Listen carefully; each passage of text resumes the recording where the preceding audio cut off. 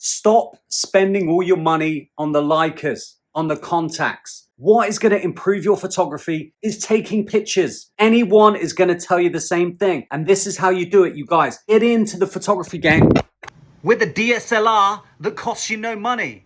Yeah, I dropped my phone. Who cares? This is how you do better. You learn from your mistakes. Your makeshift selfie stick doesn't work. Your Leica, your contacts doesn't work. More pictures. That's how you're going to become better. This is a beautiful DSLR. Let me introduce you to it. Let me shoot some video on old school digicams and let me show you why you need to be spending no money on cameras like this to get better at photography. Come join me. Let's take some pictures. Boom. Have you ever found a camera that you just instantly fell in love with? You took your first picture, your first roll of film, you pressed that shutter, you looked at the image or you got the images developed and you were like, this is it. This is the one for me. Oh my goodness. The Minolta 7000 was that camera for me. The images it created were fine, but the ease of use for this camera, it was one of the first cameras with a built-in motor function, one of the first SLRs. So to use it, it feels like, or you're driving a Audi Quattro. It is old school. It is awesome. So it's only fitting then that I use this retro Canon G11 to introduce you to what I think is one of the best DSLR cameras you can buy today for less than 150 bucks with 14.2 megapixels and some insane technological advances for its day. In this box, in this tiny little box, is one of the best options for you. Don't go anywhere. This is the camera that you should be buying if you want to break into the DSLR game, and no, it's not a Nikon. Check it out. You know, sometimes cameras just hit different. The way that they were designed, the technology that went into them, it just hits different. And this particular camera I've been searching for a while at a good price. You know me, I don't like paying the earth for cameras, so this cost me less than $150. Now, I'm choosing to film this opening on the Canon G11. Now the Canon G11 for me is a groundbreaking point and shoot, do all wonderful CCD camera. And that's why I'm shooting this unveiling of this beautiful camera on one of my other favorite cameras, because I think this camera needs justice done. What we're dealing with.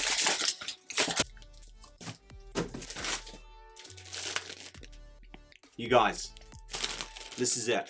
This is what I am talking about. This bad boy, this baby has some of the most amazing technological advances of its day. This is the Sony A33.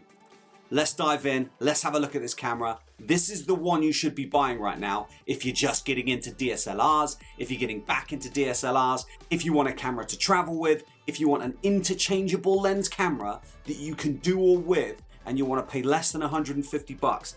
These cameras are low key. People are not buying them and they're insane. Let's dive in, let's have a look, and I'll show you what you're dealing with. Let's go. I think to fully appreciate the heritage that went into this camera, we need to look at its original bad boys. These old school early Minolta SLR cameras, these film cameras, these paved the way.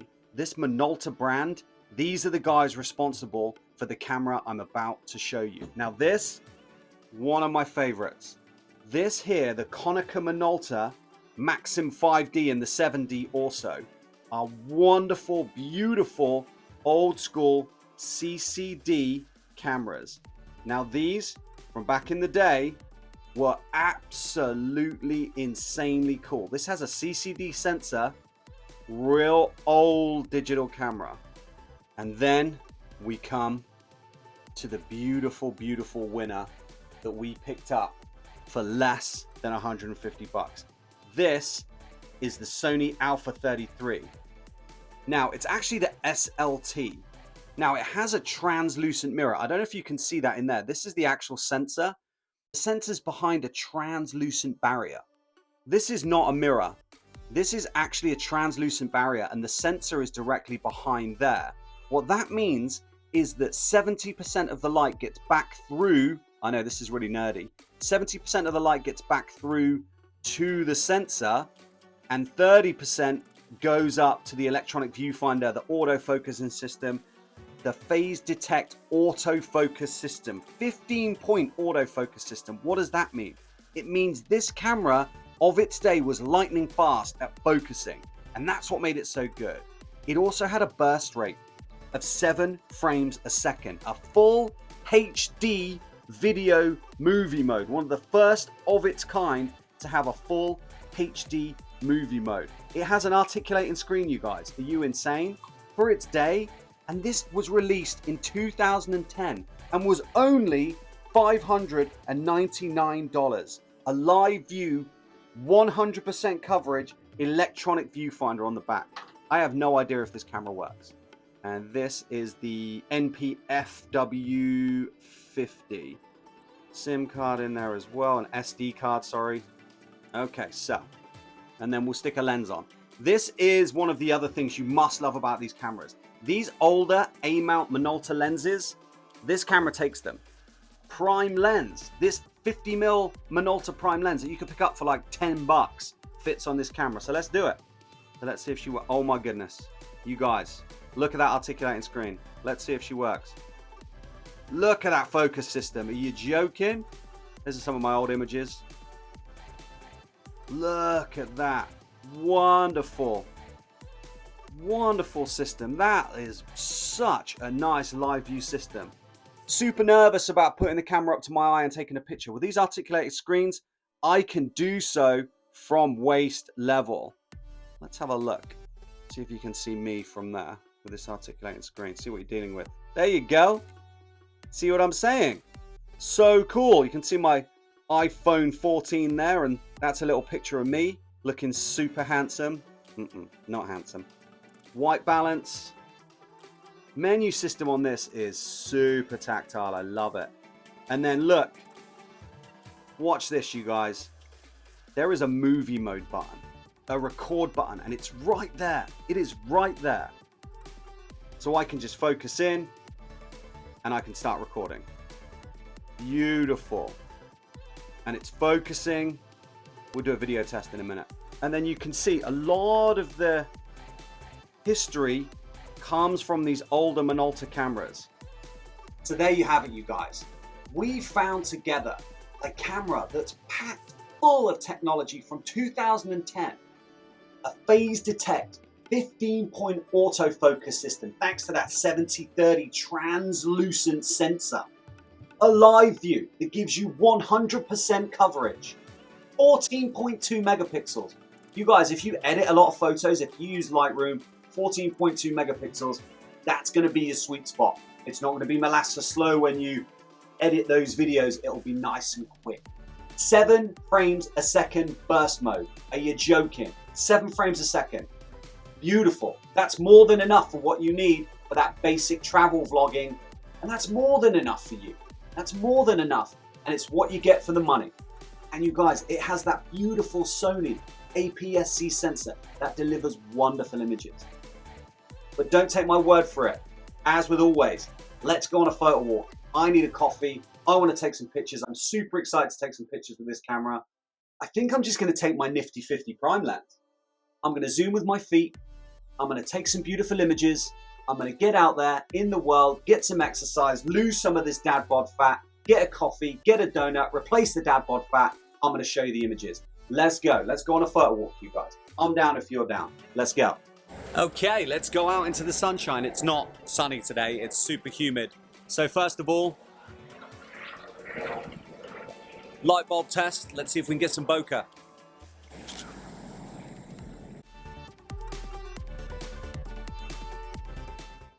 Feels so beautiful when you press that button, and that live view is wonderful.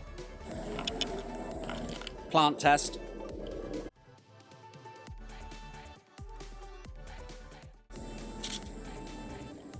Again, feels really good in the hand. Lovely to take images. It's super light and I don't feel like a psycho carrying it. You know, I carry some of those Nikon cameras and they're huge and it just makes me feel like a little bit awkward. New studio. Let's take a picture of the new studio. See how the colors look with those lights.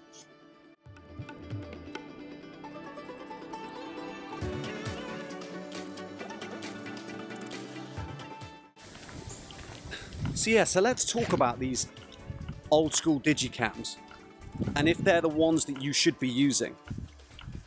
In my opinion, for the money, you cannot go wrong. The images that I get and the ability to change multiple lenses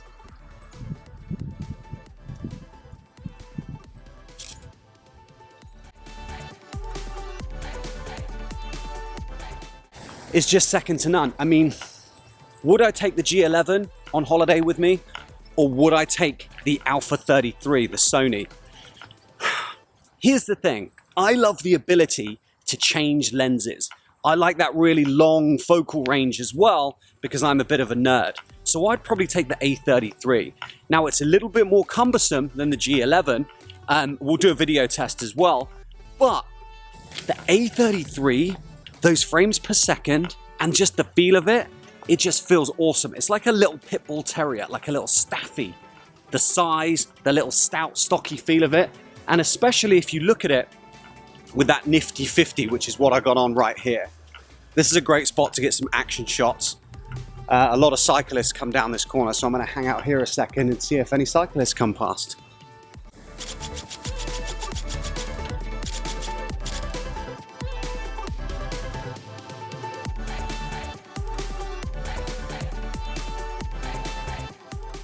It just felt right taking those pictures at burst mode. It did not feel right taking pictures of strangers on bikes because they wear really tight clothes. No one needs to see that. But using this camera, taking those images, awesome.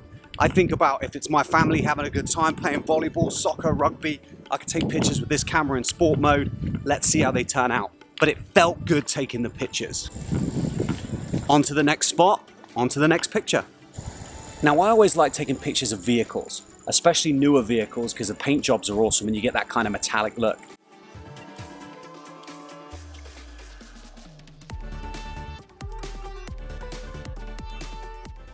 Beautiful vehicle. Toyota always deliver, and they have Lexus, which is also awesome. I don't know why I love taking pictures of fire hydrants, but I kind of do. I mean, yeah, it's covered in dog piss, but they look pretty cool.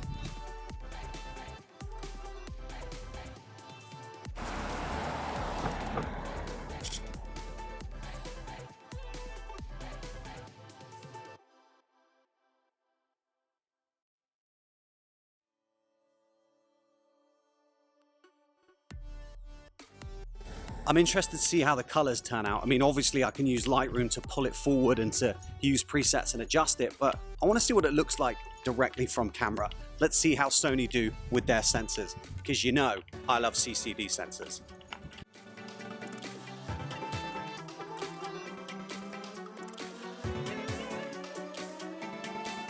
It's crazy. Oh, look at that. There you go, you guys. Volkswagen split screen. One of the most iconic, beautiful vehicles ever made. So I had to get a picture. I would swap all of the cameras I own for that vehicle. Yeah, serious.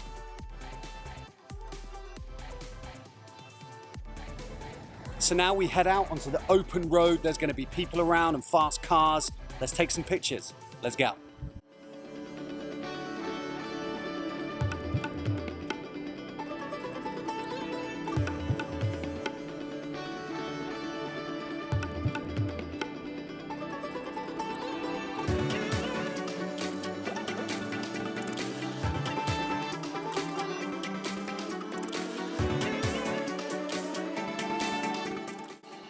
I'm recording for YouTube. Why are you asking me what time I get up? You should be asking, hey Rob, how good is that camera? You're going to be live. You're going to, 150 viewers are going to see your face right now. Why don't you tell me about that camera? I don't even know what it is anymore. This is the Sony SLT A33 and it was $150, which is a great price for this camera. It does everything we want it to do. You look beautiful in the lens. Romy looks really red and she needs a popsicle. Let's get you one of those, babe. Come on. You want one of those? Okay. Yeah, those are one of my favorites. Let me get that. I think they're actually Mummy's favorites. Can you hold that for me? There you go. Hi. You're a videographer. You're better than me. Okay, sweetie. I'm gonna go get coffee. I'll be right back.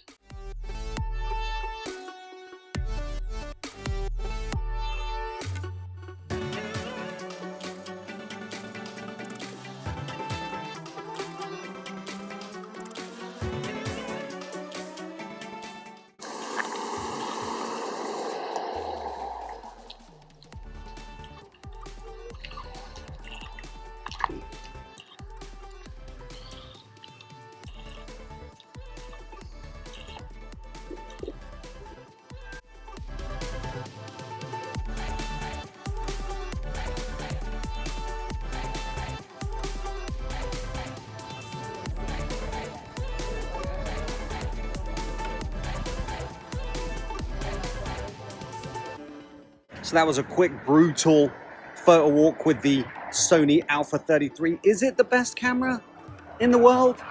Probably not, but is it the best camera for the money? Absolutely yes. 2010 it was released, so you know, 2010 it was released, it's now 2023. Is it good? 100%. If you can get this camera for less than 150 bucks, get those old Minolta lenses and have a good time. See you on the next one.